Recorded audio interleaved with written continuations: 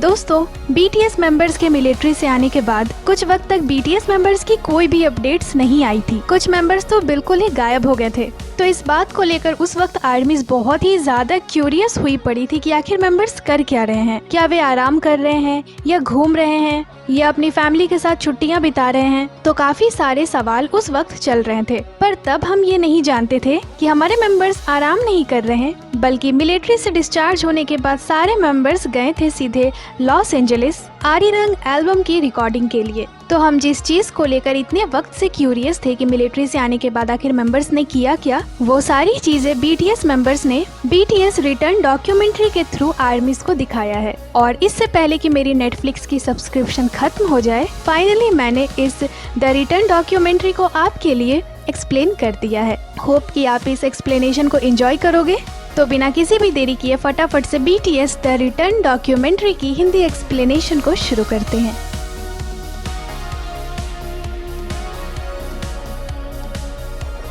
तो दोस्तों, वीडियो शुरू होती है और 17 अगस्त 2025 को BTS मेंबर्स लॉस एंजलिस के एक बीच पे वेवर्स में लाइव आए थे और डॉक्यूमेंट्री उसी क्लिप से शुरू होती है जहां हमारे जिन हेलो हेलो कह रहे थे। और काफी सारी आर्मीज को लगा था कि इनकी जो न्यू एल्बम आ रही है उसका नाम हेलो है। और उस वेवर्स लाइव के दौरान नेट कनेक्शन बिल्कुल भी अच्छी नहीं थी, जिस कारण मेंबर्स ज्यादा देर तक लाइव नहीं रह पाए थे। यहाँ शुगा बताते भी हैं कि हम लोग एल्बम पे भी बहुत ज्यादा हार्ड वर्क कर रहे हैं और आज हमारी छुट्टी है तो हम यहाँ आए हैं। कल हम फिर से काम पे वापस जाने वाले हैं। और इसके बाद मीडिया कवरेज दिखाई जाती है। मीडिया में सिर्फ और सिर्फ BTS की ही बातें हो रही थी। कोई कह रहा था इंटरनेशनल म्यूजिक फिनोमिना, तो कोई कह रहा था इस प्लेनेट के one of the biggest group. और बीटल के बाद ये पहले ऐसे ग्रुप हैं जिन्होंने 3 नंबर 1 एल्बम्स एक साल के अंदर बनाए। इस दुनिया के बिगेस्ट बैंड, हर जगह सिर्फ और सिर्फ BTS के ही नाम चल रहे थे। अपने पॉपुलैरिटी के चरम पे होने के बावजूद BTS ने अचानक से एक सडन हाइटस अनाउंस कर दिया।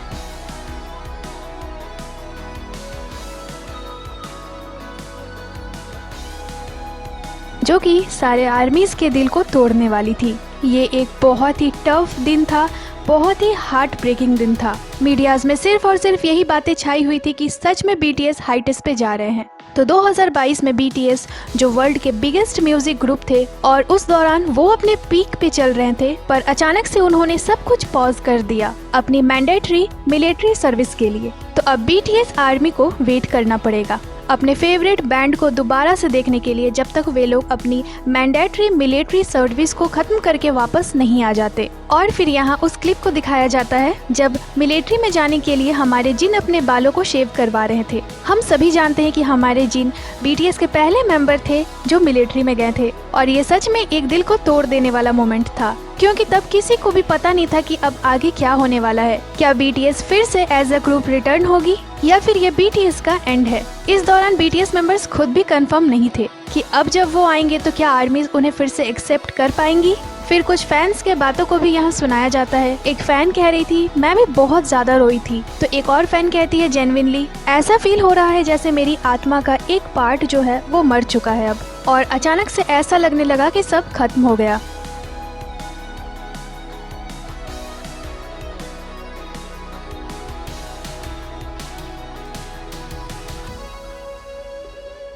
और इसके बाद वो दिन आता है जिस दिन का हर एक आर्मी ने इंतजार करा था, यानी BTS के वापसी का दिन। अपने मैंडेटरी मिलिट्री सर्विस को कंप्लीट करने के बाद अब एक एक कर मेंबर्स वापस आ रहे थे। ये वक्त कुछ ऐसा था कि मानो कि आर्मीज की आत्मा वापस आ चुकी है। और यहाँ बोला जा रहा था कि अब जल्द ही हमारे सारे BTS मेंबर्स फिर से एक साथ होने वाले हैं। पर क्या वो फिर से एक साथ होंगे? और फिर धीरे धीरे कर ये सब न्यूज आने लगी कि BTS वापस आ रहे हैं। वे लोग इस मंथ US जाने वाले हैं ताकि वे लोग फिर से अपने न्यू म्यूजिक पे काम कर सके, जो कि 2026 के स्प्रिंग में रिलीज होने वाली है। और इसके बाद BTS की रिटर्न डॉक्यूमेंट्री शुरू होती है। लॉस एंजलिस की क्लिप दिखाई जाती है। BTS ने जिस मेंशन को रेंट पे लिया था वहाँ हमारे शुगा बैठे हुए दिखते हैं, बिल्कुल ही एक आम नागरिक की तरह, जिन्होंने अभी अभी अपनी मैंडेटरी मिलिट्री सर्विस को खत्म करा था और आराम करने की वजह वो फिर से काम पे लौट चुके थे। फिर दिखते हैं हमारे वी एक बहुत ही ज्यादा शांत भरे दिन को वो अपनी बालकनी से देख रहे थे। फिर दिखते हैं हमारे leader RM, Jungkook, Jimin, J Hope और हमारे जिन अभी अभी अपने टूर को कंप्लीट करके लॉस एंजलिस आ रहे थे सारे मेंबर्स के पास। और फिर इसके बाद वो सीधे अपने सामान के साथ उसी मेंशन में दिखते हैं जहाँ सारे BTS मेंबर्स रुके थे। जिन घर के अंदर आते हैं और आते के साथ कहते हैं हेलो, तो जे होप कहते हैं हेलो, ओ जे होप वो सारे मेरे लिए हैं क्या? जे होप वेलकम बैक जिन, और जे होप जिन को एक बुके देते हैं। जे होप वेलकम बैक जिन और बधाई हो आपको।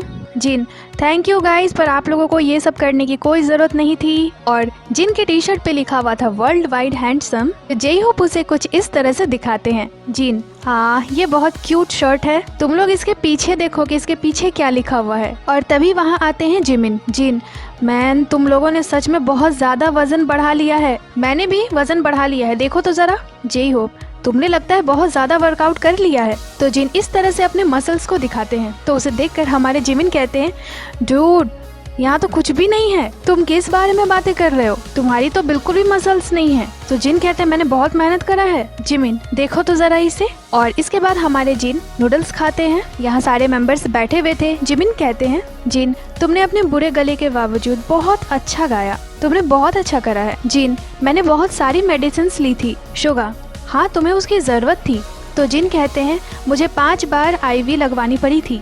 जिमिन चलो ये काम कर गया। तो जिन कहते हैं पर मैं बहुत थका हूँ, मैंने पिछले रात को ही सब कुछ खत्म करा, मैंने लास्ट शो को पिछले रात ही खत्म करा और सीधे यहाँ आया, इसलिए मैंने पूछा था अगर हम इसके डेट्स को थोड़ा इधर उधर कर पाते तो क्या हम अभी भी प्लानिंग कर रहे हैं कि हम मार्च में अपने सॉन्ग को रिलीज करेंगे। आर्यम हमें सारे फ्रेमवर्क्स मिल चुके हैं, पर ये पॉसिबल है, हम इंस्पायर हो सकते हैं और कुछ अच्छे बेटर सॉन्ग्स बना सकते हैं। तो शुगा कहते हैं एल्बम ऑलमोस्ट डन है, हमें बस लीड सिंगल को लिखने की जरूरत है और एक और सॉन्ग टूर के लिए, पर अभी कुछ भी कंफर्म नहीं है। तो राइट नाउ मुझे लगता है हमें उनके द्वारा अप्रूव्ड पहले 2 चीजों का टेस्ट कर लेना चाहिए और फिर देखते हैं कि हमें वो पसंद आती है कि नहीं। सच कहूँ तो हम लगभग 1 हफ्ते से अटके हुए हैं, सारे ही मेंबर्स अभी यहाँ बैठे हुए थे। तभी वी कहते हैं कम से कम यहाँ की व्यू तो बहुत ज्यादा अमेजिंग है। जे होप हाँ ये बहुत अच्छी है। आर्यम हाँ हमें एक परफेक्ट व्यू मिली है। और इसके बाद फिर आर्यम कार से जाते हुए दिखते हैं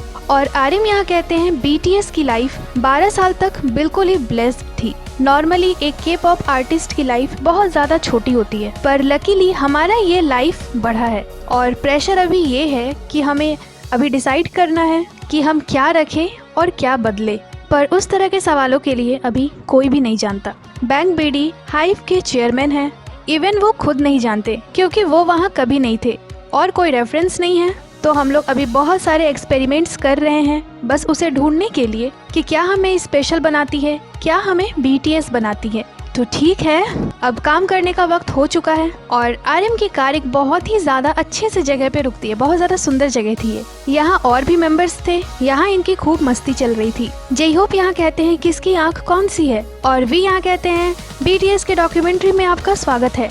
और कुछ इस तरह से वी अपने 2.0 की शुरुआत करते हैं और कहते हैं चलिए अब आपको स्टूडियो दिखाते हैं। ओह ये लोग तो अभी काम कर रहे हैं, अभी यहाँ जोरों शोरों से इनकी काम चल रही थी। जंको कहते हैं मुझे भूख लग गई है। तो फिर अगले ही क्लिप में ये लोग खाते हुए दिखते हैं। जिन अभी लिरिक्स देख रहे थे, यहाँ ढेरों इक्विपमेंट्स थी और हमारे वी कहते हैं क्रिएटिव होने के लिए अगर आपको कोई जगह चाहिए तो LA इसके लिए किसी अम्यूजमेंट पार्क की तरह है, ये काम करने के लिए एक बहुत ही अच्छी जगह है। आर्यम यहाँ कहते हैं हम लोग पूरे समर LA में हैं ताकि हम लोग इस एल्बम के लिए अच्छे साउंड्स ढूंढ सके। LA हमें एक ऐसी स्पेस देती है जिस पे हम एक्सपेरिमेंट्स कर सकते हैं, एक अलग एनर्जी देती है जो भी हमने पहले करा है। और इसके बाद हम सीधे जाएंगे कोरिया एल्बम को मिक्स करने के लिए और स्प्रिंग 2026 एक बहुत ही बड़ा कमबैक होने वाला है। हमने हमारे फैंस को प्रॉमिस करा है कि हम वापस आएंगे। सारे मेंबर्स अभी काम में बहुत ही ज्यादा बिजी थे और अब लॉस एंजलिस में इनका 2 हफ्ता ही बच गया था।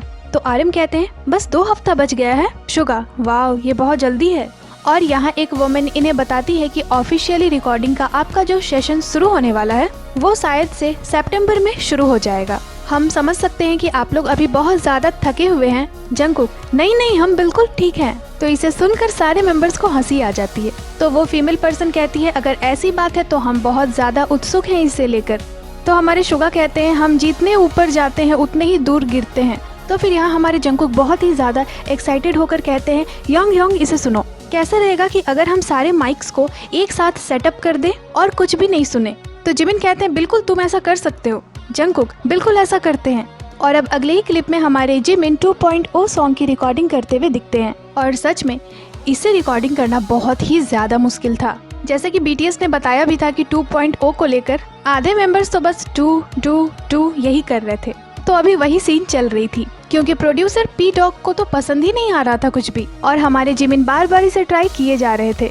और काफ़ी देर तक इसे रिकॉर्डिंग करने के बाद जिमिन कहते हैं अब मुझे ऐसा फील हो रहा है कि इसकी वाइब पूरी ही चली गई है, ये सच में बहुत ज़्यादा मुश्किल है। P-Dog इसके लिए वो स्वैग चाहिए। तो फिर यहाँ RM कहते हैं ये थोड़ा धीरे है। बहुत ही ज़्यादा ज़बरदस्त काम चल रही थी अभी यहाँ पे, और जब ये लोग एक धुन नहीं बना पा रहे थे तो ये लोग दूसरे धुन की ओर बढ़ जा रहे थे। RM कहते हैं हम इसे अरेंज कर सकते हैं एक बार अगर हमें सॉलिड टॉप लाइन मिल जाती है तो। और इसके बाद P-Dog V को इसे ट्राई करने को बोलते हैं। तो फिर इसके बाद हमारे V रिकॉर्डिंग करना शुरू करते हैं। ये लोग अभी परेशान थे, थके हुए थे, फ्रस्ट्रेटेड थे, पर फिर भी काम कर रहे थे।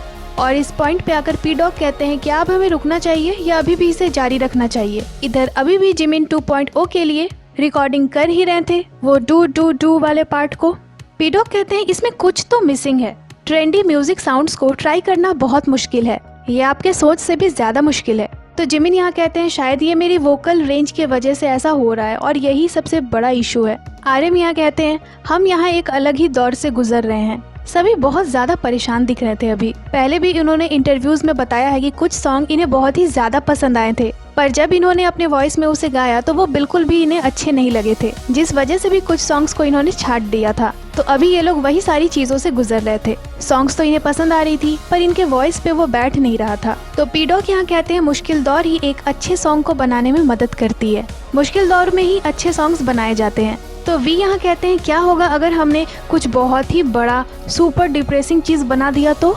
हमारे V बीच बीच में ना सबके मूड को चिल कर रहे थे। वो जैसे ही देखते थे कि अभी माहौल थोड़ा गर्म हो चुका है तो वो तुरंत ही सबको ठंडा कर देते थे। तो हमारे RM यहाँ कहते हैं शायद हमें अब लिखने को रोकना चाहिए और थोड़ा फन कर लेना चाहिए। तो एक स्टाफ कहते हैं मुझे लगता है कि ये सही बात है, क्या हमें सिर्फ फन नहीं करना चाहिए। तो शुगा कहते हैं हाँ चलो देखते हैं क्या होता है। शुगा म्यूजिक बना रहे थे, कुछ लोग सॉन्ग्स लिख रहे थे, कुछ लोग सॉन्ग्स रिकॉर्डिंग कर रहे थे। सभी अपने अपने काम को लेकर अभी बहुत ज़्यादा बिजी थे। तो यहाँ हमारे V कहते हैं हम एट द एंड एक सॉन्ग तो लिखेंगे ही। V को अभी बहुत मस्ती सूझ रही थी, वो अभी बिल्कुल चिल थे। यहाँ हमारे जिन कहते हैं मैं बिल्कुल भी श्योर नहीं हूँ कि अभी मैं कहाँ पे हूँ। तो हमारे V कहते हैं कम ऑन, बिल्कुल भी ऐसा मत सोचो योंग, इससे बाहर निकलो। तो यहाँ शुगा जो धुन गिटार से बजा रहे थे, जिन उसे गाने लगते हैं। बेचारे अभी अपने दुख को एक्सप्रेस कर रहे थे और इस मोमेंट को देखकर बिल्कुल ही ऐसा लग रहा था कि जिनको नहीं पता है कि वो कहाँ हैं, उन्हें ऐसा लग रहा था कि वो यहाँ क्यों आ गए हैं। तो V कहते हैं चलो इसे एक साथ करते हैं। तो जिन कहते हैं मुझे किस करने की कोशिश बंद करो और जाओ यहाँ से। तो V कहते हैं योंग, इनकी इधर अलग ही केमिस्ट्री चल रही थी। और फिर V कहते हैं तुम्हें इससे बाहर आना ही होगा। तो जिन कहते हैं ठीक है। V तुम ठीक हो? जिन सच कहूँ तो मुझे अब कुछ पता भी नहीं है। V योंग सब ठीक हो जाएगा।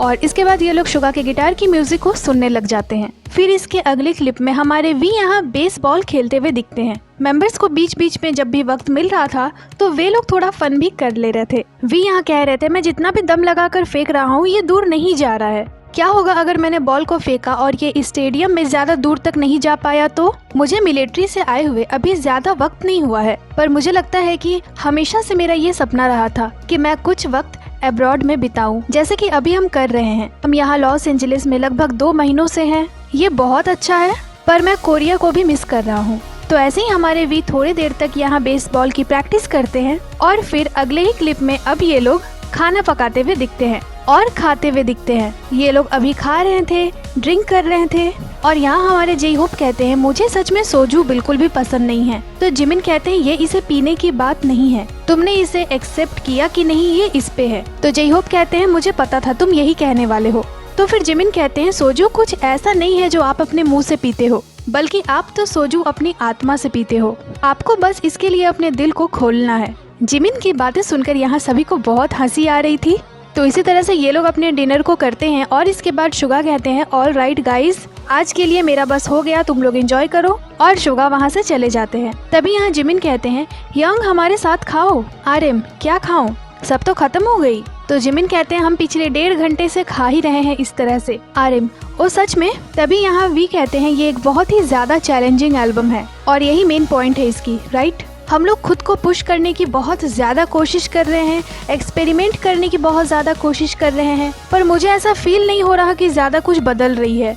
तो आर्यन कहते हैं नहीं तुम गलत हो, उन चीजों को सुनो जो हमने ऑलरेडी अभी बनाया है, ये सच में डिफरेंट है। तो जे होप कहते हैं वेल मैं इस चीज के लिए सच कहूँ तो अभी ज्यादा स्ट्रेस नहीं ले रहा, लेकिन उस बात से मुझे थोड़ा घबराहट हो रहा है। मेरा मतलब है मैं अभी केवल मेरे लिए बोल रहा हूँ, मैं बस म्यूजिक बनाने में मजे करना चाहता हूँ। तो जिमिन कहते हैं रुको मैं बताता हूँ कि मैं क्या सोच रहा हूँ। ऑब्वियसली ये एल्बम हम सभी के लिए बहुत ही ज्यादा स्पेशल है क्योंकि हमें काफी लंबा वक्त हो चुका है, पर इशू ये है हम डिस्चार्ज के बाद एक लंबे ब्रेक को अवॉइड करना चाहते थे, तो इसीलिए अब हमें जल्दी हो रही है। और जब ये कोई स्पेशल प्रोजेक्ट होती है और हमारे पास अभी वक्त भी बहुत कम है, जैसे ही हम कोरिया वापस जाएंगे हम एल्बम के शूटिंग पे लग जाएंगे। आर्यन हाँ ये सच में बहुत ज्यादा प्रेशर है, ये उतना भी अच्छा नहीं है जितना हमने सोचा था। तो जिमिन कहते हैं हम आर्मीज को ये सोचने पे मजबूर करते हैं, हम जानते हैं कि बीटीएस का अगला लेवल कैसा है, यही हमारा गोल है, राइट। तो जंकुक कहते हैं मैं इसे लेकर बहुत ही ज्यादा कॉन्फिडेंट हूँ कि वो लोग कैसा रिएक्ट करेगी जब हमारा एल्बम आएगा, तो हम बहुत अच्छे हैं, राइट। जिमिन हाँ बहुत अच्छे हैं। जिन वैसे मुझे कोई प्रेशर फील नहीं हो रही है। आर्यन सच में। जिन हाँ मुझे पता है सोचने के लिए बहुत कुछ है, पर अगर हम इस एल्बम को खुशी खुशी बनाएंगे और अगर हम अपने फैंस को हैप्पी कर पाएं और एट द एंड अगर हम सभी कोई खुश होंगे, तब फिर मैं उस आउटकम से संतुष्ट हूँ और मैं इसके बारे में बहुत ही ज्यादा स्ट्रांगली फील करता हूँ। तो आर्यन कहते हैं मैं बस यही होप करता हूँ कि काश जिन तुम इस पूरे टाइम हमारे साथ रह पाते, जब से हम लोग लॉस एंजलिस आए हैं और जब से हमने एल्बम बनाना शुरू करा है, काश तुम भी शुरू से हमारे साथ रहते। जंकुक स्पेशली क्योंकि ये बहुत ही ज्यादा अच्छा एक्सपीरियंस है। जिमिन जैसे कि मैं इसे बनाने में बहुत ज्यादा मजे कर रहा हूँ। आर्यन हाँ हमें सीखने को भी बहुत कुछ मिला और देखते ही देखते अब रात हो जाती है और अचानक से एक लाइट ऑन होती है और अभी कोई यहाँ सैक्सोफोन बजा रहा था, तो ये पर्सन थे हमारे आर्यन और अचानक से वो मिलिट्री की कोई धुन प्ले कर देते हैं, जिसे सुनकर जंकुक कहते हैं अरे इसे बंद करो, मुझे नफरत है इससे। पर आर्यन को कहाँ कोई रोक सकता था। आर्यन अभी सबको अपने मिलिट्री में सीखे हुए सैक्सोफोन को सुना रहे थे कि मिलिट्री में उन्होंने कितनी बड़ी चीज सीख ली है। और आर्यन के इस टैलेंट को देखकर जिन कहते हैं कि wow Aryan you killed it. और इसके बाद बीटीएस मेंबर्स अपने कुछ ओल्ड मेमोरीज को देखने लगते हैं। सारे मेंबर्स अभी एक साथ इसे एंजॉय कर रहे थे। जे होप यहाँ वी के पास्ट के वीडियोस को देखकर कहते हैं तयंगी तुम तो आज भी एग्जैक्टली सेम ही दिखते हो। आर्यन हाँ पर अब तुम एक मैन बन चुके हो। और यहाँ इनके पास्ट की वीडियो दिखाई जाती है। सच में हमारे बीटीएस मेंबर्स कितने छोटे छोटे थे जब उन्होंने डेब्यू करा था। वी यहाँ कह रहे थे मैं कैमरे में कैसा दिखता हूँ। ये उनकी तब की वीडियो थी जब वो अमेरिकन हस्टर लाइफ को शूट करने अमेरिका आए थे। कितना वक्त हो गया है इन सब को, अब ऐसा लगता है कि कल की ही तो बात है। उसके बाद इस क्लिप को दिखाई जाती है जहाँ बीटीएस मेंबर्स खुद को इंट्रोड्यूस कर रहे थे। सबसे पहले वी खुद को इंट्रोड्यूस करते हैं, फिर दिखते हैं हमारे छोटे से जंकुक और जिन इसे देखकर कहते हैं अरे जंकुका ये तो तुम हो अपने बचपन में।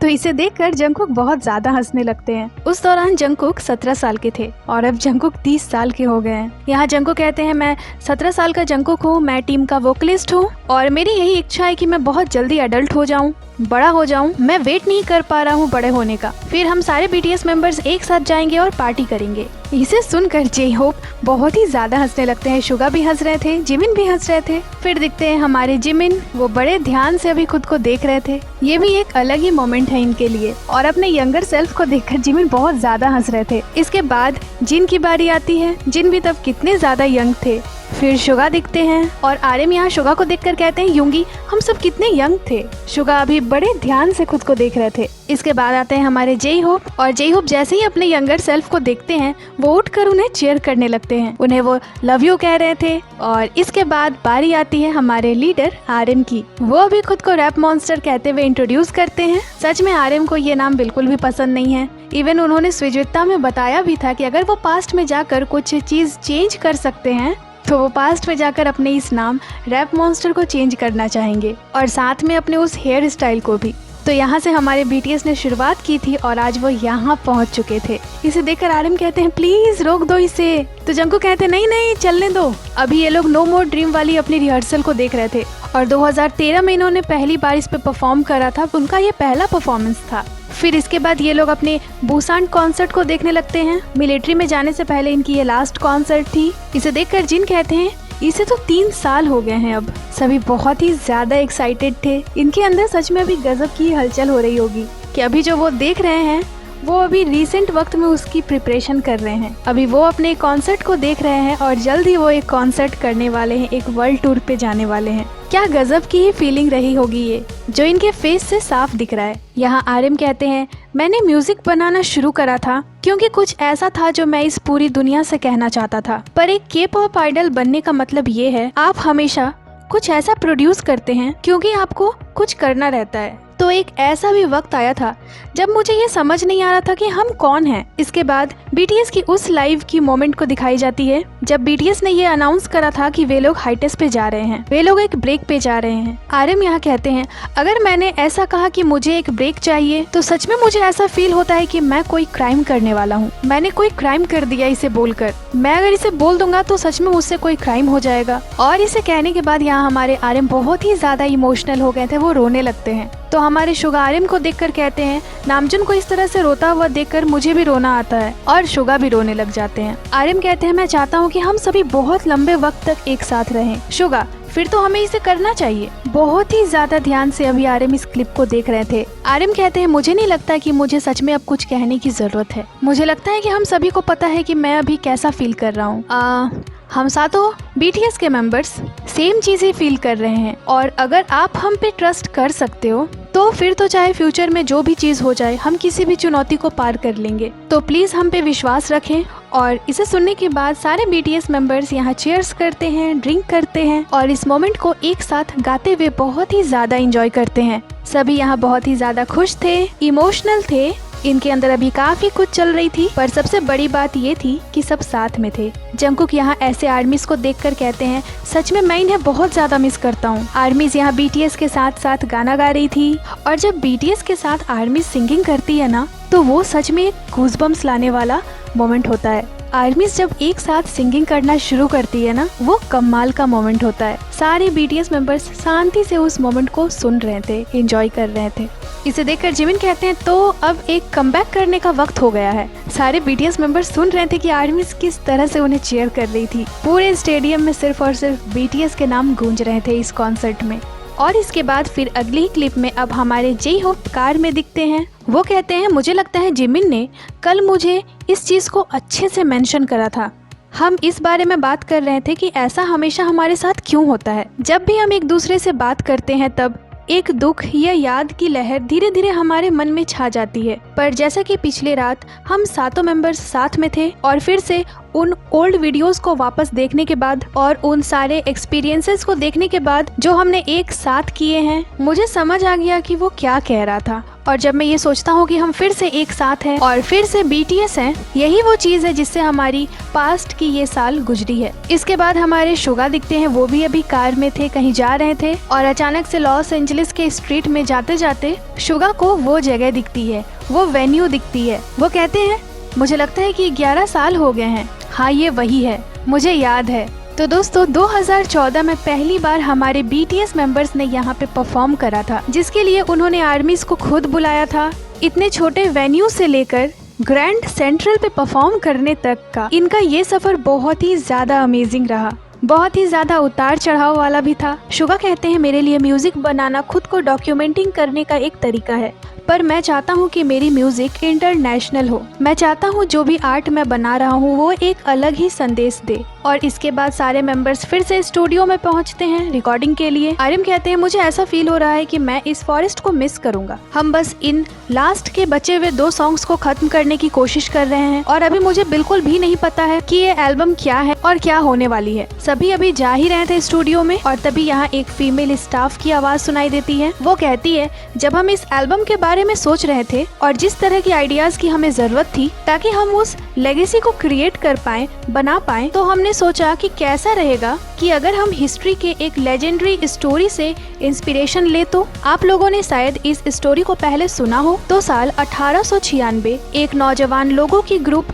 जो कि जोशियन किंगडम से थी, वे लोग समंदर के रास्ते अमेरिका पहुंचते हैं। वे लोग वॉशिंगटन डीसी गए इस होप में कि वे लोग भी एडुकेशन ले पाएं, वे लोग भी पढ़ाई कर पाएं। और एलिस फ्लेचर जो कि वहाँ एक इथोनोलॉजिस्ट थी और वहाँ काम करती थी एज अ म्यूजिक प्रोड्यूसर, जैसा कि हम आज इन्हें जानते हैं, वो उन्हीं यंग लोगों के ग्रुप से मिलती हैं। और जैसा कि वे लोग सेम लैंग्वेज नहीं बोलते थे, तो वे लोग एक दूसरे से म्यूजिक के थ्रू कम्युनिकेट करते थे, म्यूजिक के थ्रू बातचीत करते थे। और ये पर्सन इन्होंने ही सारी चीजें करी थी कि कैसे इन्हें यूएस जाना है। और फिर ये पहला कोरियन सॉन्ग था जो कि अमेरिका में रिकॉर्ड हुआ था। और ये सॉन्ग हमारे लोगों के लिए एक बहुत ही ज्यादा गहरा कल्चर महत्व रखता है। तो आर्यम कहते हैं ये कौन सा सॉन्ग है, तो वो फीमेल कहती है ये आरी रंग है। ये आरी रंग था आर्यम, यही मैं सोच रहा था। तो जिमिन भी यहाँ बहुत ही एक्साइटेड होकर कहते हैं ये आरी रंग है। वो फीमेल बताती है कि ये बहुत ही पुराना गाना है, ये 13th सेंचुरी का गाना है। जैसे कि सारे फोक सॉन्ग्स होते हैं, ये वे लोग गाया करते थे उस जमाने में जब वे लोग खेतों में काम किया करते थे। छोटे छोटे वर्कर्स खेतों में काम करते थे या कहीं और काम करते थे, तब वे लोग अपने मुंह से इसे गाते हुए अपने काम को किया करते थे। जब भी वे लोग काम से वापस घर लौटते थे, पहाड़ को क्रॉस करते हुए, नदियों को क्रॉस करते हुए, तब वे लोग इस गाने को गाया करते थे।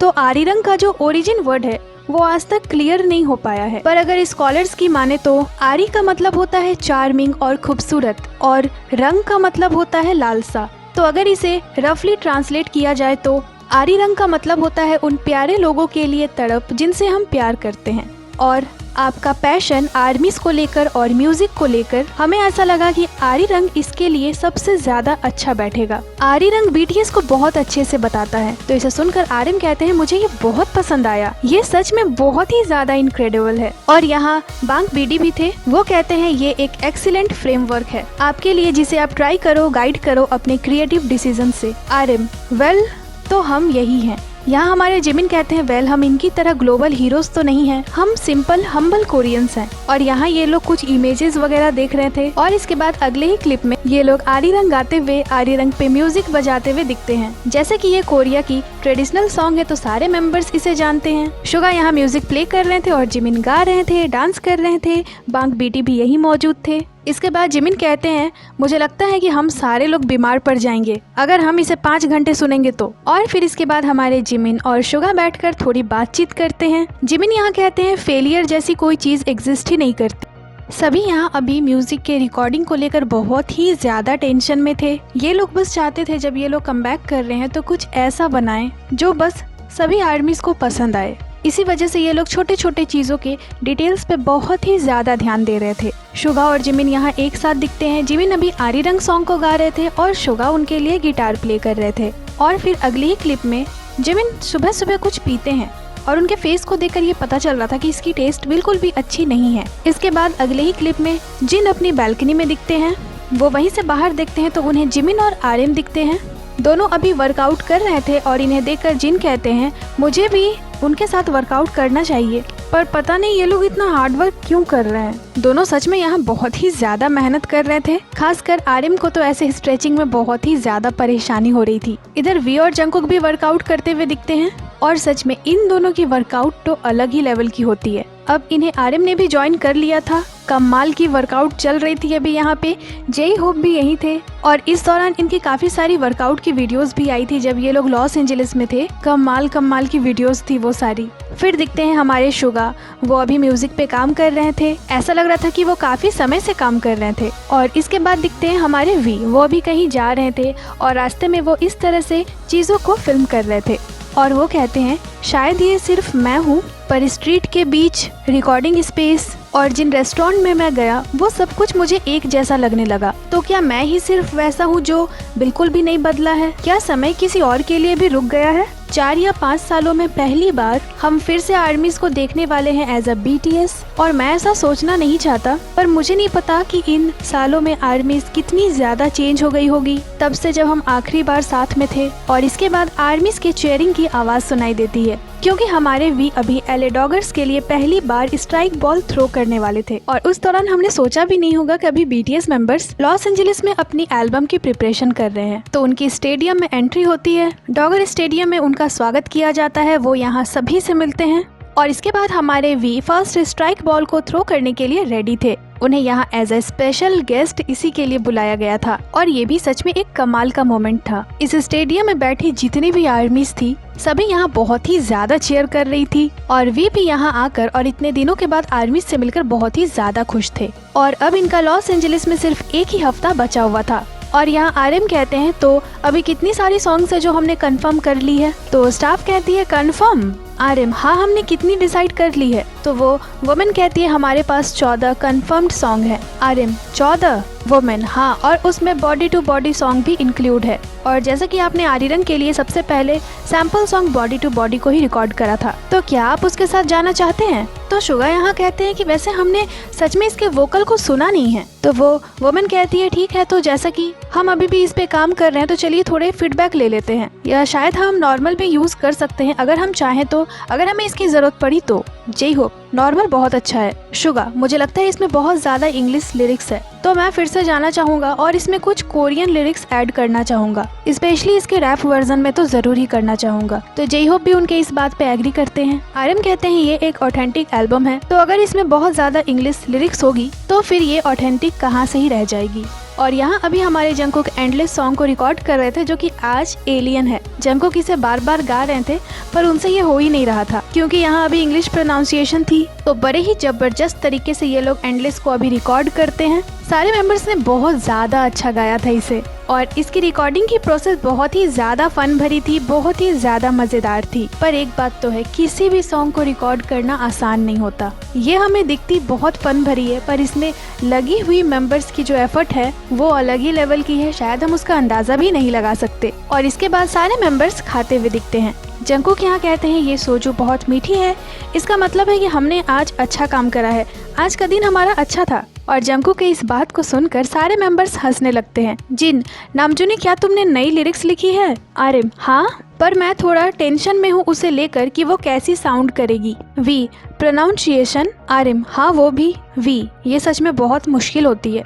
जय होप, इसीलिए तो हम प्रैक्टिस कर रहे हैं सारे इंग्लिश लिरिक्स को कोरियन लिरिक्स से भी ज्यादा। जिमिन, पर अगर लिरिक्स थोड़े भद्दे हुए तो ये बहुत बुरा साउंड करेगी, चाहे फिर हम कितनी भी प्रैक्टिस कर ले। Jungkook, don't worry Jimin. जय होप, पर इसे इवॉल्व होने की जरूरत है। शुगा, हाँ स्पेशली हमारे लिरिक्स में तो बिल्कुल ही, उन्हें पहले से थोड़ा और मैच्योर होना ही होगा। और इसके बाद RM लिरिक्स लिखते हुए दिखते हैं। अभी यहाँ RM नॉर्मल के लिरिक्स लिख रहे थे, वो यहाँ थोड़े कंफ्यूज भी थे। वो कहते हैं इन सब चीजों के बाद, इस सेशन के बाद हम लोग घर चले जाएंगे रात के 8 बजे तक, और मुझे कुछ भी नहीं पता, मेरे सोने के 5 या 6 घंटे पहले, उस वक्त मुझे कुछ भी समझ में नहीं आता है कि मैं क्या करूं, मैं क्या करना चाहता हूं। तो उनके साथ जो और लिरिक्स लिखने वाले लोग बैठे थे, उनमें से एक लेडी कहती है फिर तो आपको इन्हीं सारी चीजों को लिरिक्स में लिखना चाहिए, क्योंकि ये सारी चीजें आपकी रियल इमोशंस हैं। आप नहीं जानते कि आप खुद के लिए क्या करें, ये नॉर्मल है। तो फिर RM नॉर्मल के लिरिक्स को बोलते हुए कहते हैं कैरोसिन, डोपामीन, आपको जो भी चाहिए इसमें वो चीज हो सकती है, या फिर हम तब तक उसका पीछा करते रहें जब तक हमें सटीक लाइन न मिल जाए, या फिर कुछ ऐसा हो सकता है they don't even help to turn me off. सच में RM अभी लिरिक्स को लेकर बहुत ही ज्यादा कंफ्यूज थे, पर उन्होंने जो भी लाइंस अभी कहा था वो सारे नॉर्मल सॉन्ग में है। ये एक बहुत ही प्रेशर भरा पार्ट था RM के लिए अभी। और फिर अगली क्लिप में RM यहाँ अपने कमरे में आ जाते हैं, ऐसे बाहर देखते हुए थोड़ा स्ट्रेचिंग करते हैं। वो कहते हैं पर्सनली मुझे किसी एक रूटीन में स्टक होकर रहना बहुत ही ज्यादा मुश्किल लगता है, पर फनी बात तो ये है कि हमने 1.5 साल मिलिट्री में बिताए हैं, वहाँ हम एक ही रूटीन को फॉलो करते थे, और अब ये सारी चीजें सपनों की तरह लगती है। ऐसा फील होता है कि हम लोग कभी वहाँ थे ही नहीं। प्राचीन ग्रीस में समय के बारे में सोचने के 2 तरीके होते थे, एक थे क्रोनोस यानी समय के देवता, और एक थे काइरोस यानी शुभ अवसर।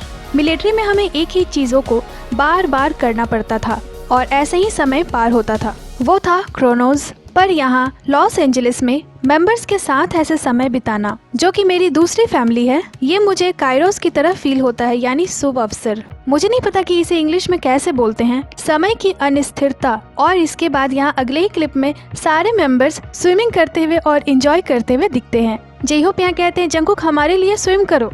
तभी वी आते हैं और जंकुक को इस तरह से खींचकर पानी में गिराने की कोशिश करने लगते हैं, पर जंकुक पानी में नहीं गिरते। थोड़ी देर के बाद वो खुद ब खुद पानी में आ जाते हैं। इन्हें देखकर सभी यहाँ बहुत ही ज्यादा एंजॉय कर रहे थे। फिर यहाँ वी सभी को एक चैलेंज देते हुए कहते हैं चलो देखते हैं कौन पानी के अंदर सबसे ज्यादा देर तक अपनी सांसों को रोक पाएगा। और इसके बाद ये लोग अपनी सांस को रोक कर पानी के अंदर चले जाते हैं और काफी देर तक ये लोग ऐसे ही बैठे थे। फिर सबसे पहले गिव अप करते हैं हमारे जेई होप और उसके बाद जिमिन। पर यहाँ वी और जंकुक दोनों में से कोई गिव अप करने के लिए रेडी नहीं था। ऐसा लग रहा था कि दोनों अंदर बैठकर सो गए हैं, पर फिर थोड़ी देर के बाद दोनों ही ऊपर आ जाते हैं। ये सारी क्लिप सच में बहुत ही ज्यादा कमाल की थी। सारे मेंबर्स को इस तरह से वापस एक साथ देखना एक अलग ही फीलिंग है। सभी यहाँ ऐसे अपने इस वक्त को खूब एंजॉय करते हैं। और इसके बाद अगले ही क्लिप में वे लोग रिकॉर्डिंग करते हुए फिर से दिखते हैं। वे यहाँ कह रहे थे मुझे लगता है कि इसे थोड़ी सी चेंज करने की जरूरत है, क्योंकि ऑडियंस को ये लिरिक्स पसंद नहीं आएगी, क्योंकि वो सिर्फ हमारे लिए मायने रखते हैं। तो फिर एक स्टाफ इनसे कहती हैं पर अगर आप लोग पीछे के अपने कुछ सॉन्ग्स को देखते हो, जैसे कि ऑन या ब्लैक स्वॉन, शुरू में वो सॉन्ग्स भी लगते थे कि हम उन्हें रिलीज नहीं करने वाले। तो वी कहते हैं हाँ सही बात है शुगा। तो चलिए फिर स्विम को एक एग्जाम्पल के तौर पे रखते हैं। चलिए कहते हैं कि हमने उसे हमारे सिंगल सॉन्ग के लिए डिसाइड करा है, जेई होप। पर जब सिंगल सॉन्ग की बात आती है तो आरएम कहते हैं सिंगल सॉन्ग हो या ना हो, पर ये एक बहुत ही ज्यादा इम्पोर्टेंट सॉन्ग है। मुझे लगता है कि हमें कुछ डिफरेंट थिंग्स ट्राई करने की जरूरत है। जिमिन, हमें इस चीज पे ध्यान देना है कि हम अपना फोकस ना खो दे। और इसके बाद ये लोग स्विम सॉन्ग की रिकॉर्डिंग शुरू करते हैं। अभी जिन अपने पार्ट को गा रहे थे और इधर आरएम अभी लिरिक्स लिख रहे थे। और फिर आरएम यहाँ कहते हैं मुझे रोज सुबह उठने का ये जो विचार है ये डरा देता है, और ये सच में सोकर उठने का विचार नहीं है, बल्कि ये वो चीज है कि हर दिन मुझे एक ही चीज करना है उठकर, जैसा कि मैं मिलिट्री में किया करता था। इन दिनों हर चीज हर वक्त बदलते रहती है। हर 3 महीने में ट्रेंड्स बदल जाते हैं। ढेरों टैलेंटेड न्यू आर्टिस्ट्स इंडस्ट्रीज में आ रहे हैं और हमें भी बदलना होगा। अगर हम लगातार दूसरे दिशा में खुद को ढकेलते रहे तो हमारा विकास कैसे ही हो पाएगा। हर दिन रिकॉर्डिंग करना, हर दिन नए लोगों से मिलना, हर दिन लिरिक्स लिखना, हर दिन वही प्रेशर, हर दिन वही तनाव, हर दिन चीजों को बदलना, हर दिन नई चीजों को लाना आरएम को अब पागल कर रहा था।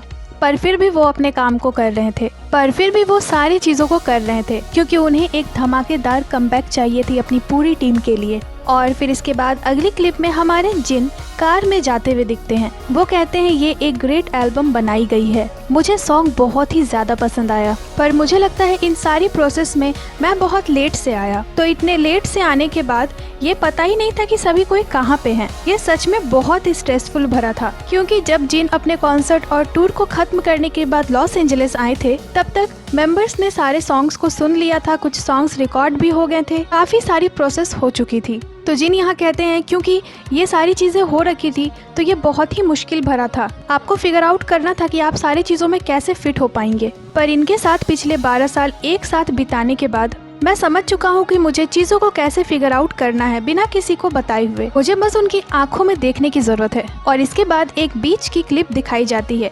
जिन कहते हैं ओह तो हम बीच पे जा रहे हैं। बीच पे पहुंचने के बाद ये लोग तुरंत ही फन करना शुरू कर देते हैं। ये लोग अभी खेल रहे थे, बैठकर बातें कर रहे थे, और हमारे गॉड ऑफ डिस्ट्रक्शन ने यहाँ बॉल को ऐसा किक मारा कि एक बल्ब भी फूट जाती है। हमारे आरएम कहीं हो और तोड़फोड़ ना हो, ऐसा तो हो ही नहीं सकता। इसके बाद जेई होप कहते हैं चलो बीच पे घूमते हैं। तो सभी यहाँ बीच पे घूमने लगते हैं। सभी बहुत ही ज्यादा खुश थे। और आर्मीज क्या आप लोगों को याद है, इसी जगह से हमारे बीटीएस उस वक्त लाइव आए थे।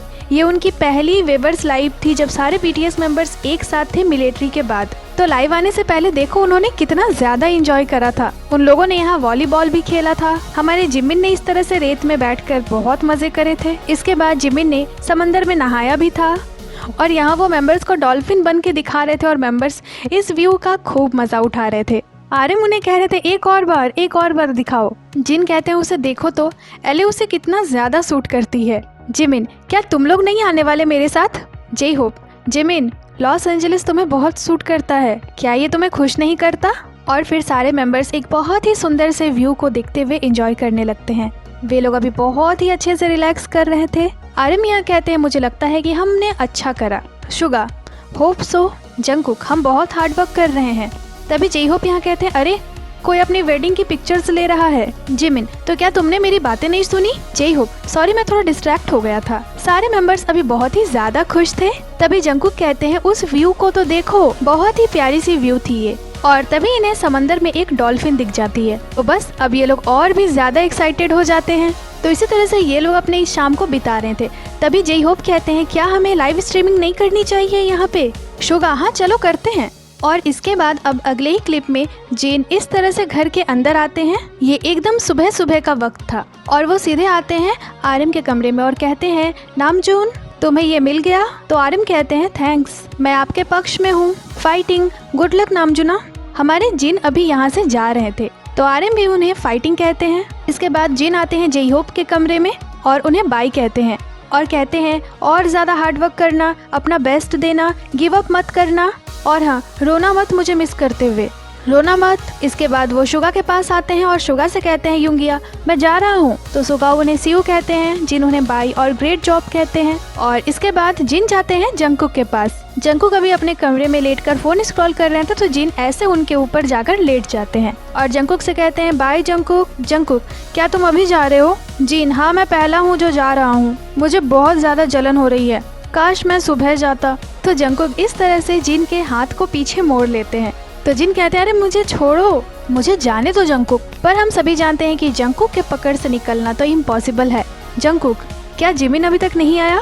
जिन, हाँ वो 5 मिनट में आ जाएगा। जंगकुक, फिर 5 मिनट तक ऐसे ही यहाँ पे रहो। और फिर थोड़ी देर में जंगकुक जिन को छोड़ देते हैं। तो जिन यहाँ कहते हैं, सच में मुझे थोड़ी और फ्लेक्सिबिलिटी की जरूरत है। जिन को अभी सच में यहाँ से बिल्कुल जाने का मन नहीं था। फिर जिन जंगकुक से कहते हैं, तुम्हें पता है तुम कैसे घर जाने वाले हो? इवन तुम अभी घर पे ही हो, तुम्हें पता है मैं क्या कह रहा हूँ? जंगकुक कहते हैं, हाँ तुम घर पे ही हो पर घर जाना चाहते हो। जिन, हाँ बिल्कुल सही, एक बार जब हम सब वापस चले जाएंगे कोरिया तो क्या मैं तुम्हारे घर आ सकता हूँ? जंगकुक, बिल्कुल। जिन, जब तुम अपने घर पे नहीं होगे तब? जंगकुक, नहीं। जिन, कम ऑन, हम सब एक परिवार हैं, तुम भी मेरे घर को यूज कर सकते हो जब मैं वहाँ नहीं होऊंगा तब। चलो मुझे अपने घर का पासवर्ड दो। जंगकुक, बिल्कुल नहीं। जिन, मैं फिंगरप्रिंट्स ले सकता हूँ। जंगकुक, नहीं हम ऐसा नहीं करेंगे, मेरे फिंगरप्रिंट को भी अपने घर पे रजिस्टर कर दो। जंगकुक, नहीं। और फिर जिमिन वहाँ आ जाते हैं तो जंगकुक कहते हैं, चलो जिमिन आ गया, अब चलने का वक्त है। जिन को यहाँ बिल्कुल भी जाने का मन नहीं था पर फिर भी सैड सॉन्ग गाते हुए वो अपने बैग को लेते हैं और कहते हैं, जिमिन मैं जा रहा हूँ। जिमिन, 1 मिनट, तुम यहाँ अभी तक क्या कर रहे हो? जिन, मैं तुम्हारा ही वेट कर रहा था। Jimin, oh thank you. Jin, और मुझे ज्यादा कुछ तो नहीं पता पर ये वही पजामाज हैं जो मैंने मेंशन करा था। जिमिन, ठीक है मैं इसे पहनूंगा और पहनकर मैं तुम्हें पिक्चर्स भी सेंड करूंगा प्रूफ के तौर पे। जिन, ठीक है अब तुम लोग से कोरिया में मिलता हूँ, हार्डवर्क करना, ओके। और जिन वहाँ से चले जाते हैं। और फिर अगली क्लिप में ये लोग रात में बैठकर बातें करते हुए दिखते हैं। जंगकुक यहाँ आरी रंग गा रहे थे तो आर्यन कहते हैं, आरी रंग एक ऑसम टाइटल है, क्योंकि जब भी आप आरी रंग के बारे में सोचते हो हम इसी विजुअल पे पहुँचते हैं कि ये कैसा लगने वाला है। जिमिन, बिल्कुल, आरी रंग तो आरी रंग है क्योंकि हम वो कर रहे हैं जो हम करना चाहते थे। आर्यन, ये एक नई आरी रंग है। जंगकुक, हाँ ये हमारी विजन है, ये हमारी आरी रंग है। तो यहाँ ये लोग इस तरह से ड्रिंक करते हुए बातें कर रहे थे और फिर जंगकुक इस तरह से बोतल पे फूंक मारकर आवाजें निकाल रहे थे। तो जिमिन भी उसे ट्राई करते हैं पर उनसे वो नहीं होता। जिमिन, ठीक है तो मुझे लगता है कि अब चलने का समय हो गया। जंगकुक, मुझे लगता है कि जब हम साउथ कोरिया वापस जाएंगे तो मैं थोड़ा सुन सा महसूस करूंगा। शुगा, मैंने इस बारे में जिमिन से बात करी थी। आर्यन, मैं इस जगह को मिस करने वाला हूँ। जिमिन, मेरा मतलब है कि ये सच में वो जगह नहीं है। मुझे लगता है कि मुझे यहाँ अकेले रहना बिल्कुल पसंद नहीं आएगा, पर मैं तुम लोगों के साथ रहने को मिस करूँगा क्योंकि इसे बहुत लंबा वक्त हो गया था, जैसे सोकर उठना पानी के ग्लास को लेने के लिए और तब तुम लोगों को ऐसे देखना पोकेमॉन खेलते हुए। ये कुछ ऐसा फील होता है कि ये किस तरह का हुआ करता था। जंगकुक, तुम फिर से ड्रोम शेयर करना चाहते हो क्या? तो इसे सुनकर जिमिन हंसने लगते हैं। फिर जंगकुक कहते हैं, मैंने यहाँ बहुत ज्यादा फन करा। जिमिन, चलो फिर कभी ऐसा करते हैं। जंगकुक, पर इन सारे सीरियस चीजों में मैं इस जगह को बहुत मिस करूंगा। और फिर अब अगले ही क्लिप में जिमिन इस तरह से कार में दिखते हैं। वो कहते हैं, हम हमेशा आपस में बातें करते थे, स्पेशली जब भी हम रात को एक साथ ड्रिंक करते थे तब। मेरा मतलब है कि ये बहुत अच्छा है कि जिस म्यूजिक पे हम काम कर रहे हैं उस पे हम बातचीत करते हैं, पर ये और भी ज़्यादा अच्छा होता है जब हम बेमतलब के चीज़ों पे बातें करते हैं। बिल्कुल मैं BTS का मेंबर हूँ। जॉब के इस पार्ट में हम सातों एक साथ होते हैं। इस जॉब में हम सातों को एक साथ होना होता है। हम एज अ ग्रुप म्यूजिक बनाते हैं, हम एज अ ग्रुप परफॉर्म करते हैं, यही हम हैं। तो अब जैसा कि हम सब फिर से एक साथ हैं, मैं अब फिर से वही चीजें कर सकता हूँ जो कि मैं करता था। फिर हमारे जंगकुक दिखते हैं, वो भी अपने कार में कहीं जा रहे थे। वो कहते हैं मैं होप करता हूँ कि हमने अच्छा काम करा। मुझे लगता है कि इस कॉन्सेप्ट को आरी रंग ही होना चाहिए, फिर चाहे जो भी हो जाए। पर आरी रंग को एक्सप्रेस करने के लिए और भी अलग अलग तरीके हैं और उसके मतलब को भी एक्सप्रेस करने के लिए अलग अलग तरीके हैं। इसे लेकर मेरे भी बहुत सारे अलग अलग थॉट्स हैं। मैं होप करता हूँ कि हम सब सारी चीज़ों को ख़त्म कर पाएँ। पर 2 दिनों में हम यहाँ से जा रहे हैं। नहीं, 1 मिनट, हम कल जा रहे हैं। और अब यहाँ लॉस एंजलिस में इनके लास्ट दिन की क्लिप दिखाई जाती है। यहाँ आर्यन अभी बॉडी टू बॉडी सॉन्ग को सुन रहे थे, मतलब जो उन्होंने रिकॉर्डिंग करी थी उसे। तभी जिमिन यहाँ आर्यन कहते हुए आते हैं और कहते हैं मुझे भूख लगी है, वी ये लोग मुझे मार डालेंगे। और फिर जिमिन यहाँ जोर जोर से जंगकुक को बुलाने लग जाते हैं। और फिर जिमिन स्टूडियो के अंदर आते हैं और कहते हैं क्या हम कुछ अलग चीज़ ढूंढ रहे हैं? तो प्रोड्यूसर कहते हैं नहीं, हम इस आरी रंग वाले पार्ट को बॉडी टू बॉडी सॉन्ग में ऐड कर रहे हैं। जय होप, मुझे सच में ये पार्ट बहुत ही ज़्यादा अच्छी लगी, आपने जो आरी रंग को इसमें ऐड करा है। और जैसे ही आरी रंग वाली पार्ट खत्म होती है और जय होप वाली पार्ट स्टार्ट होती है, जय होप और जिमिन तो यहाँ पागल हो गए थे। ये सच में बहुत अमेजिंग पार्ट है। जिमिन कहते हैं मुझे लगता है ये बहुत अच्छा है। जय होप, हाँ मुझे भी ये बहुत पसंद आया। फिर जय होप कहते हैं क्या नामजुन ने इसे सुना? और फिर ये लोग इसे आरएम को सुनाते हैं। पर जैसे ही आरएम इसे सुनते हैं उन्हें ये बिल्कुल भी पसंद नहीं आती। जय होप, क्या? मुझे लगा ये अच्छा है। आरएम, रैपिंग, म्यूजिक, सिंगिंग, ऐसा लग रहा है कि 3 गानों में खिचड़ी पक गई है। जय होप, तुम्हें ये पसंद नहीं आया? मुझे लगा ये अमेजिंग है। आरएम, मुझे लग रहा है कि तुम बिबिम्बाप बना रहे हो और ऐसा लग रहा है कि तुमने उसमें ब्रेड डाल दिया, सामग्योपसाल डाल दिया, किमची डाल दिया। जिमिन, नामजुनी, पर ये तो मुझे बहुत डिलीशियस लग रहा है। और इसे सुनने के बाद जय होप बहुत ज्यादा हंसने लगते हैं। अरे नहीं, ये बहुत ज्यादा है। बेचारे जय होप का तो यहाँ मूड ही खराब हो गया। तो यहाँ पीडॉग कहते हैं सच कहूँ तो बांग बीडी ने इसे सजेस्ट करा था कि हम एक्चुअल फोक सिंगर्स हायर करने वाले हैं इस सॉन्ग में इस पार्ट को रिकॉर्ड करने के लिए। आर्यन, शायद हम कोरियन से इसी वजह से हमें ये साउंड थोड़ी अजीब लग रही है। जय होप, मुझे लगता है ये बहुत ज्यादा औसम है, क्योंकि अगर हम इस एल्बम को ऑलरेडी आरी रंग बोल रहे हैं, शुगा ये किसी इवेंट की सॉन्ग नहीं लग रही है। वी, कोरियन होने की वजह से वो ऐसा सोचते हैं। जिमिन, पर मुझे ये बहुत ज्यादा कूल लगा, पर क्या ये लोगों को थोड़ा अनकंफर्टेबल लगेगा? जय होप, तो जैसे कि मैं फॉरेनर नहीं हूँ, जब कोई अलग कल्चर वाले लोग इसे सुनेंगे तो वो ऐसा सोचेंगे कि वाओ ये तो बहुत कूल है। वी, पर ये थोड़ा डायरेक्ट है। जिमिन, मुझे ऐसा नहीं लगता। और यहाँ तो इस चीज को लेकर इन लोगों में गजब की बहस होने लग जाती है और फिर अगली ही क्लिप में सब शांत हो जाते हैं। जय होप कहते हैं मुझे तो ये बहुत पसंद है। तो आरएम कहते हैं देखो मैं इसके अगेंस्ट नहीं हूँ, ये बस कुछ ऐसा है जो इसमें फिट नहीं बैठ रही है, बॉडी टू बॉडी या बॉडी अगेंस्ट बॉडी। तो जिमिन कहते हैं मुझे लगता है कि हमें इसकी एक वर्जन बनानी चाहिए। तो आरएम कहते हैं आधे लोग एग्री हुए हैं। आरएम, ये एल्बम आरी रंग कहा जाएगा, तो क्यों नहीं हम इसे सैंपल में ट्राई करें? जय होप, यही तो मैं कह रहा हूँ। आर्यन, ठीक है चलो इसे एक और बार सुनते हैं। Okay, brand new BTS album, चलो इसे शुरू करते हैं। तो अभी जहाँ ये लोग एक दूसरे के अगेंस्ट थे, तुरंत ही सब एक साथ हो जाते हैं और खुशी खुशी बॉडी टू बॉडी सॉन्ग को फिर से सुनते हैं। और बस फिर अगले ही क्लिप में सारे मेंबर साउथ कोरिया वापस आ जाते हैं। बीटीएस अपनी एल्बम को फाइनल कर साउथ कोरिया वापस आ चुकी थी। जय होप, हमें अभी भी ढेर सारे काम को खत्म करना है। तो जैसे कि हम साउथ कोरिया वापस आ चुके हैं, ढेर सारी चीजें अभी फाइनल नहीं हुई है, ये टफ होने वाला है। आरएम, जैसे जैसे हमारी उम्र हो रही है ये हमारे लिए और ज्यादा मुश्किल होता जा रहा है। बैकग्राउंड में अभी बॉडी टू बॉडी सॉन्ग चल रही थी और ये लोग उसे ही रिकॉर्ड कर रहे थे। आरएम,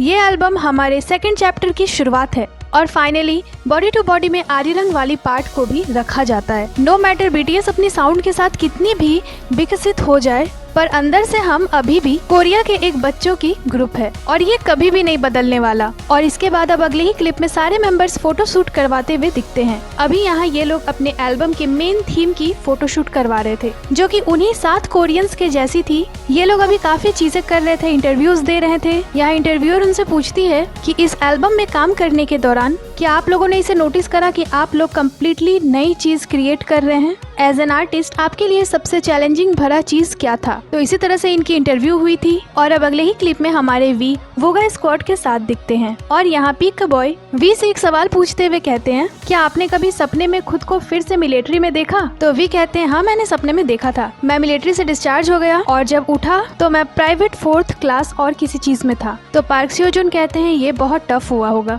और यहाँ ये लोग वी से पूछते हैं, सो तयोंग आप अब किस पे काम कर रहे हैं, अब अगला क्या है? तो वी कहते हैं, एल्बम हमारी जल्द ही रिलीज होने वाली है। तो ये लोग एक्साइटेड हो जाते हैं और पूछते हैं कब?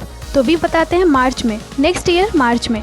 सच कहूँ तो मैं अभी थोड़ा परेशान हूँ, मुझे पता नहीं कि हम इसे खींच पाएंगे या नहीं। 3 साल का हाइटेस्ट एक लंबा वक्त होता है। तो पार्क सियो जुन कहते हैं, हाँ बहुत सारी प्रेशर होगी आप पे। वैसे एल्बम में कितने सॉन्ग्स होने वाले हैं? V 14 songs. तो ये लोग इसे भी सुनकर शॉक्ड हो जाते हैं और कहते हैं, मतलब ये एक फुल लेंथ एल्बम है? वी हाँ ये एक फुल लेंथ एल्बम है। और फिर सारे मेंबर्स एक जगह पे आते हैं। यहाँ एक वुमन कहती है कि आज हम लोग आपके रिकॉर्ड किए हुए सारे सॉन्ग्स को सुनने वाले हैं और उस सॉन्ग को भी जो लीड सिंगल होने वाली है, जिसे कि स्विम कहते हैं। ये इस सॉन्ग की फाइनल वर्जन होने वाली है। कुछ पार्ट्स हैं जिसे नामजुन और युंगी को आज एडिट करना है, तो इसे अपने दिमाग में रखते हुए आप सभी को काम करना है। और फिर ये लोग स्विम सॉन्ग को सुनने लगते हैं बड़े ही ध्यान से। और इसे सुनने के बाद आर्यन कहते हैं, मुझे लगता है इसे थोड़ा खींचना होगा। जंगकुक, ये थोड़ा सा हैवी है। वी मुझे लगता है कि हम लोग ऑपोजिट डायरेक्शन में जा रहे हैं जो हमें चाहिए था उससे। आर्यन, मैं भी एग्री करता हूँ। जे होप, हाँ बिल्कुल, ये कुछ ऐसा है जैसे ये है BTS जो कि 4 साल बाद वापस आ रहे हैं। और सॉन्ग क्या है? स्विम।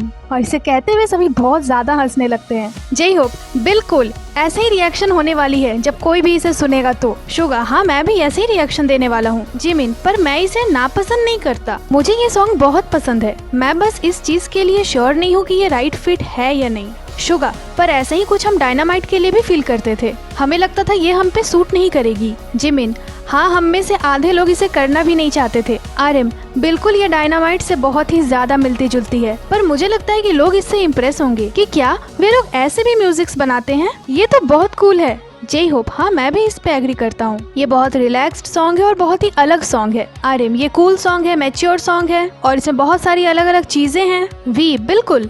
आर्यन, और मुझे लगता है कि अभी हमें इस तरह की ही वाइब चाहिए। तो फाइनल डिसीजन यही होती है कि ये लोग स्विम सॉन्ग को इस एल्बम का मेन सॉन्ग बनाते हैं। और फिर वो वुमन कहती है कि हमारी लास्ट मीटिंग में हम लोगों ने आरिरंग वर्जन वाली बॉडी टू बॉडी को सुना था, तो अगर आपने अभी तक इसे नहीं सुना है तो हम आपके लिए अभी इसे प्ले करते हैं। जे होप, ऑल राइट, चलो इसे सुनते हैं। और जैसे ही ये सॉन्ग प्ले होती है, जे होप, वी और जिमिन इसे बहुत ज्यादा एंजॉय कर रहे थे। तीनों इस पे खूब डांस करते हैं, खासकर वी और जे होप। पर सारे मेंबर्स इस पार्ट को सुनकर कहते हैं ये बहुत ज्यादा लंबा नहीं है, मतलब ये आरिरंग वाली पार्ट बहुत ज्यादा ड्यूरेशन तक नहीं है। तो वो लेडी कहती है कि बांग बीडी ने इसे डिसाइड करा है और अभी ये सॉन्ग आरिरंग वाली पार्ट के साथ ही खत्म हो जाती है। तो वी कहते हैं कुछ तो मिसिंग है, जे होप वाली पार्ट कहाँ गई? जंगकुक, हाँ एंड में तो और भी था। आर्यन, 1 मिनट रुको। जिमिन, क्या मैं अपनी ओपिनियन दूं?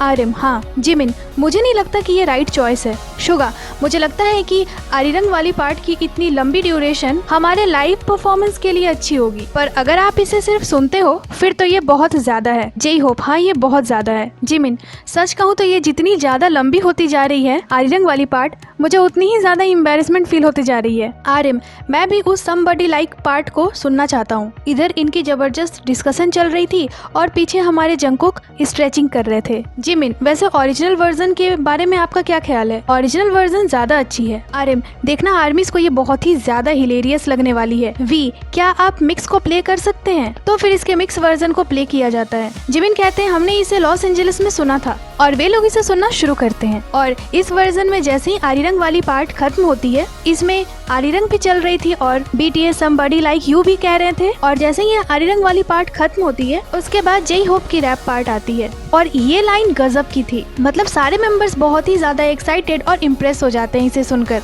शुगा कहते हैं मुझे ये वर्जन ज्यादा पसंद है, सभी को ये वाली वर्जन ज्यादा पसंद आई थी। और फिर आर्यन आ जाते हैं सॉन्ग को रिकॉर्ड करने के लिए और वहीं जिमिन और जंगकुक बैठकर बातें कर रहे थे। जिमिन कहते हैं तुम्हें याद है कैसे हम 3 घंटे तक इस पे बात करते रहे थे? इन्हें होली गन और नॉर्मल दोनों ही बहुत ज्यादा पसंद आई। पर स्विम कुछ ऐसा है, जब लोग BTS के बारे में सोचते हैं तो वे लोग स्ट्रॉन्ग और इंटेंस म्यूजिक के बारे में सोचते हैं, ऐसी म्यूजिक जिसपे कि आप डांस करना चाहोगे। तो उनकी एक्सप्रेशन इसे सुनने के बाद कुछ ऐसी रहेगी कि म्यूजिक कहाँ है, तुम समझ रहे हो ना, उनकी फोकस इसी में रहेगी। जंगकुक, पर मुझे लगता है कि ये ठीक है, जिमिन, नहीं, मैं भी इस पे एग्री करता हूँ कि ये अच्छा है। इसी वजह से मैं जितना हो सके उतना ज्यादा फाइट कर रहा हूँ सभी को कन्विंस करने के लिए। मुझे लगता है कि यही वो चांस है जब हम इस एक्सपेरिमेंट को क्रिएटिवली ट्राई कर सकते हैं। ये अभी सच में बहुत ही ज्यादा मुश्किल भरा फील हो रहा है। मेरी बस यही इच्छा है कि हर कोई इस बात से सहमत हो और साथ दे, पर ये लोग कन्विंस ही नहीं हो रहे हैं। और अभी सुगा भी स्विम सॉन्ग को ही रिकॉर्ड कर रहे थे। सुगा यहाँ कहते हैं हम अभी भी रिकॉर्डिंग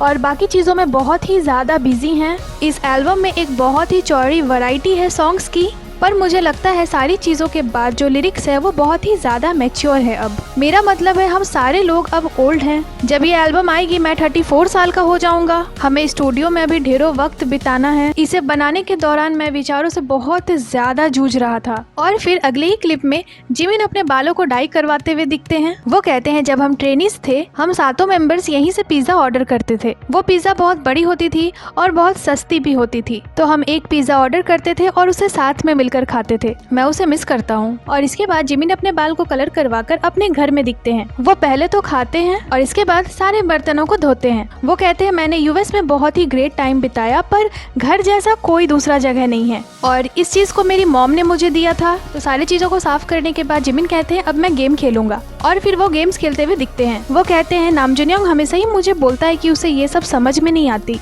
पर पर्सनली मुझे लेजी डेज बहुत ही ज्यादा पसंद है। जब मैं कहीं नहीं जाता, वर्कआउट नहीं करता और मैं यहाँ इस तरह से घंटों बैठता हूँ। मैं हमेशा से इस तरह का इंट्रोवर्ट पर्सन नहीं था, पर जैसे जैसे मैं बड़ा होता गया मेरे आसपास लोग कम होते गए, तो एट द एंड मैं खुद में ही टाइम स्पेंड करने लगा। ये बस खुद ब खुद हो गया। मेरा मतलब है कि मैं सिर्फ खुद से बातें कर सकता हूँ। मैं दूसरे सेलिब्रिटी से उतना खुलकर बातें नहीं कर सकता और काफी कोई ऐसा ही फील करते होंगे। तो बस यही हूँ मैं। कुछ लोग इसे पॉजिटिव इन्वायरमेंट के तरह देखेंगे और कुछ लोग इससे डिसएग्री भी करेंगे, पर हर कोई थोड़ा अलग ही जीता है। मैं बचपन से ही ऐसी लाइफ चाहता था। मैं इमेजिन कम करता था और मैनिफेस्ट ज्यादा करता था। मुझे लगता है मैं इतने दूर तक इसीलिए आ पाया क्योंकि मैं इसे लेकर बहुत ज्यादा कॉन्फिडेंट था। स्टेज पे परफॉर्म करना, कूल आउटफिट्स पहनना, इतना ऑसम डांस करना और ढेरों ग्रेट सॉन्ग्स गाना। मुझे लगता है इन्हीं चीजों को सोचते हुए मैं इतनी दूर आ गया। फिर अगली ही क्लिप में हमारे जंगकुक दिखते हैं जियोन बम के साथ। वो यहाँ जियोन बम के साथ खेल रहे थे।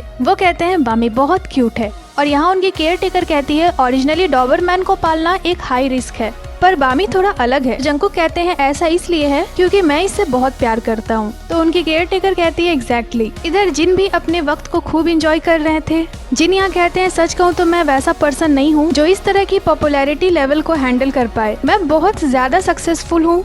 जंगकुक कहते हैं मुझे लगता है हमें जितनी ज्यादा फैन बेस से एप्रिशिएशन मिलती है तो उस लेवल की फेम को संभालना बहुत ज्यादा मुश्किल भरी होती है। और जब मैं खुद को देखता हूँ तो मैं सोचता हूँ कि मुझे नहीं लगता कि मैं उतना स्पेशल हूँ। मुझे लगता है कि मेरा एक पार्ट है जो खुद को बस एक सिंगर के तौर पे देखना चाहता है, उससे ज्यादा कुछ नहीं। और इसके बाद अगली क्लिप में सारे ही मेंबर्स हाइप बिल्डिंग में दिखते हैं। जिन, तुम लोग वर्कआउट क्यों नहीं कर रहे? जिमिन, नामजुन और मैं रोज ही करते हैं, देखो तो हमारा वेट कितना कम हो गया है। जिन, तुम लोग लॉस एंजलिस में बहुत ही ज्यादा मोटे मोटे थे, सब लोग इतने दुबले पतले कब हो गए? जय होप, तुम्हारा क्या मतलब है? और तभी यहाँ बांग बीडी आते हैं और यहाँ स्टाफ कहती है कि वी आज थोड़े बीमार हैं, उन्होंने कॉल करके बताया था इसीलिए वो नहीं आ पाएंगे। वो कॉल पे हमारी बातें सुन लेंगे। और यहाँ बांग बीडी कहते हैं 60 से 70 हजार लोग एक ही वेन्यू में होंगे और उनमें से आधे फॉरेनर्स होंगे और उन्हें आरिरंग गाते हुए सुनना ये एक आइकॉनिक मोमेंट होने वाला है। ये लोग अभी यहाँ बॉडी टू बॉडी सॉन्ग पे आरिरंग वाले पार्ट को रखना है कि नहीं उसी पे डिस्कस कर रहे थे, पर एज यूजुअल मेंबर्स इसके लिए एग्री नहीं कर रहे थे। तो बांग बीडी कहते हैं ऐसा लग रहा है कि हम एक बहुत ही बड़ी चीज को इग्नोर कर रहे हैं। जय होप, शायद ये सिर्फ मैं होऊंगा, पर मुझे लगता है कि ओरिजिनल वाली पार्ट ज्यादा अच्छी थी। अगर आप मुझे चूज करने को बोलेंगे तो मैं उसी पे जाऊंगा। पर्सनली मैं उसी शॉर्ट सैंपल पे जाऊंगा क्योंकि मुझे लगता है कि आरिरंग वाले पार्ट को हम ओवरलोड कर रहे हैं, तो मैं डर रहा हूँ कि कहीं ये बहुत ज्यादा ओवर ना हो जाए। फिर जंगकुक कहते हैं मुझे नहीं लगता कि सारे लोग जानते होंगे कि आरिरंग क्या है, तो सारी चीजों को अच्छे से देखते हुए हमारी पहली प्रायोरिटी यही होनी चाहिए कि ये अच्छी साउंड करे। आरएम, पर्सनली मैं दोनों साइड को देख रहा हूँ, उन्हें समझ रहा हूँ और जैसा कि मैंने कहा था आपको बॉडी टू बॉडी को 2 से 3 बार सुनने की जरूरत है और फिर आप कह सकते हो कि आपको कौन सी वर्जन चाहिए। मैं तो ओरिजिनल वर्जन के साथ जाऊंगा। ये बहुत से लोगों के लिए पहली बार होगा जब वे इसे सुनेंगे, जैसे कि हमने पहली बार अफ्रीकन और ब्राजीलियन म्यूजिक सुना था और हमने सोचा ये क्या है, ये तो बहुत कूल है, और अब इसे वो लोग सुनेंगे जो नन कोरियंस हैं, वे लोग भी कुछ ऐसा ही रिएक्ट करेंगे हमारी म्यूजिक पे। तो यहाँ हमारे जंगकुक कहते हैं, देखो हम सभी जानते हैं बीटीएस की कोई भी चीज काफी वक्त के बाद आती है और ये भी नहीं डिनाई किया जा सकता है कि तुम कोरियन हो।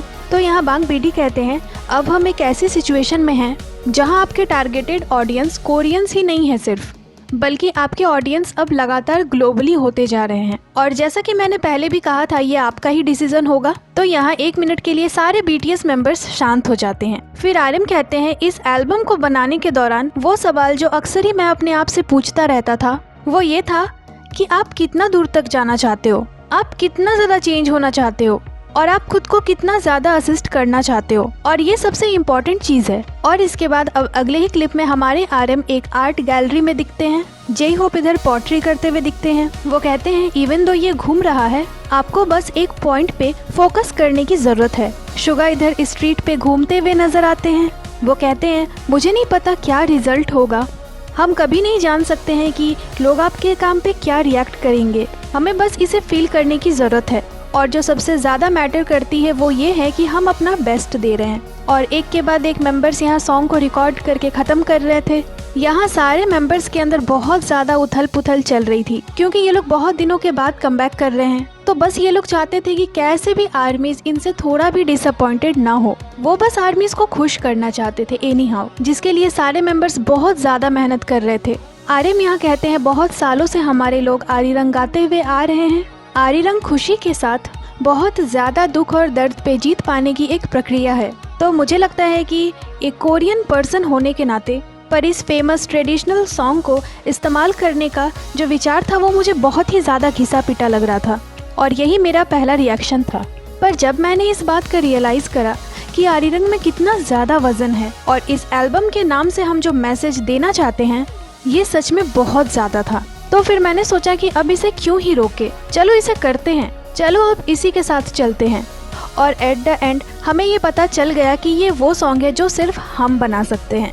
और बस अब इसके बाद अगली ही क्लिप में मेंबर्स इसकी शूटिंग करना शुरू कर देते हैं। वे लोग अभी इसके थीम के लिए शूटिंग कर रहे थे। जिन यहाँ कहते हैं, जब लॉस एंजलिस में मैं फिर से सारे मेंबर्स से मिला तो मुझे ऐसा फील नहीं हुआ कि मैं अपने कलीग्स को देख रहा हूँ, बल्कि मुझे ऐसा फील हुआ कि मैं अपने परिवार को फिर से देख रहा हूँ। इसके बाद वी कहते हैं, वेल अगर मैं इसे कंपेयर करूँ कि हम पहले क्या थे और अब हम क्या हैं, मुझे ऐसा फील होता है कि हर चीज़ हमारी बदल गई है, कम से कम थोड़ी सी ही, जैसे कि हम सभी बड़े हो गए हैं। आरएम कहते हैं, मैंने अपना आधा लाइफ इनके साथ बिता दिया है, ये मेरा दूसरा परिवार है। जंगकुक कहते हैं, ये एक सपने के जैसा है।